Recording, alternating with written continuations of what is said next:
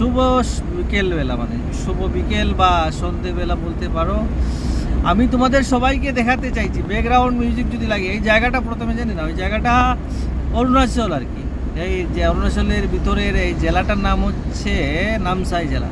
তার ভিতরে একটা জায়গা আছে টেঙ্গাবাড়ি নাম, সেটা কি ধরে নাও 15-20 কিলোমিটার সামনে এগোতে থাকলে। এই রাস্তাটা গেছে কোথায়?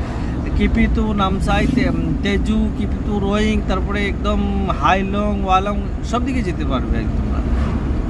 রাস্তাখান মানে এত যে সুন্দর, এত ভালো লাগে। সাইডে এই যে দোকানগুলো দেখতে পাচ্ছ, এই যে দোকানগুলো, এগুলো হচ্ছে লোকাল সবজি, মানে অর্গ্যানিক সবজিগুলো এখানে পেয়ে যাবে।